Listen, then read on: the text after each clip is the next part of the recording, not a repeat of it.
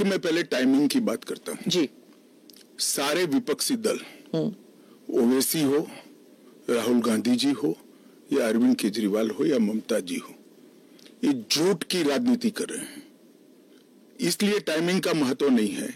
Bharatiya Janata party ने 2019 में अपने घोषणा पत्र में कहा है कि हम सीएए लेकर आएंगे और पाकिस्तान, अफगानिस्तान और बांग्लादेश के जो शरणार्थी है उनको नागरिकता देंगे। तो भारतीय जनता पार्टी का एजेंडा बहुत स्पष्ट है और वो एजेंडे के आधार पर हमें बहुमत मिला है। 2019 में ही ये बिल संसद के दोनों सदनों ने पार कर दिया। उसके बाद कोविड के कारण थोड़ा लेट हुआ। अब टाइमिंग का क्या महत्व है? सरकार ने अपनी विल चुने जाने से पहले अभिव्यक्त कर दी है।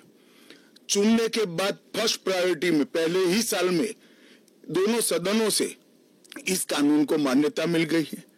रूल्स फॉर्मेलिटी है। अब टाइमिंग का या पॉलिटिकल गेन या लॉस का सवाल नहीं है।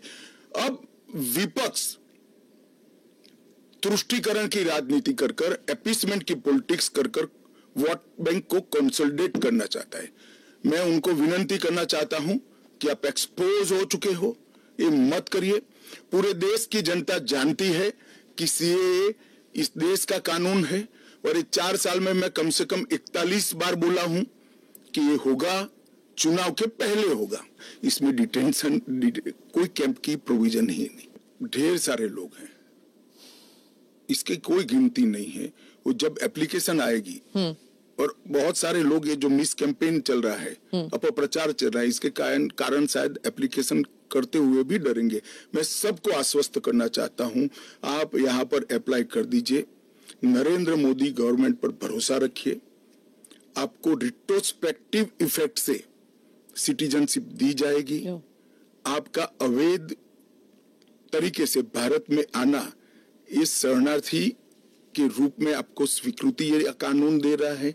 इसका कोई क्रिमिनल केस आप पर होगा नहीं और आपकी भारत में की हुई सारी एक्टिविटी को भी वैधता प्रदान की जाएगी। तो किसी को डरने की जरूरत नहीं। इक्वल राइट होंगे, वो भारत के नागरिक माने जाएंगे। मेरा और आपके जितना ही अधिकार उनका होगा। ये असम में जो एनआरसी की ऑर्डर हुए है वो सुप्रीम कोर्ट ऑफ इंडिया की, इसका सीए से कोई लेन देन नहीं है।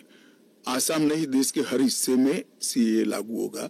सिर्फ नॉर्थ ईस्ट के राज्य जहां पर 2 प्रकार के विशेषाधिकार उनको दिए गए हैं, वो विशेषाधिकार के तहत जो राज्य आते हैं उनको ही सीए नहीं होगा।